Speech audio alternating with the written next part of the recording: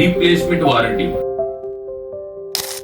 పూర్వం అయితే Android systems రాకముందు టచ్ స్క్రీన్స్ అవి ఉంటాయండి. అవి ఏదైనా ప్రాబ్లం వచ్చింది అనుకోండి, ప్రాబ్లం వస్తే దాన్ని తీసుకుని కంపెనీకి పంపించి ఆ సర్వీస్ చేయించి మళ్ళీ తెప్పించి ఆ కస్టమర్ బిగించేవాడు. అది వెళ్ళి రావడానికి 10 to 15 days పట్టేది. కస్టమర్ చాలా ఇబ్బంది పడ్డారు. ఇప్పుడైతే ఈ ఆండ్రాయిడ్ సిస్టమ్స్ లో అసలు అటువంటి ప్రాబ్లమే లేదు.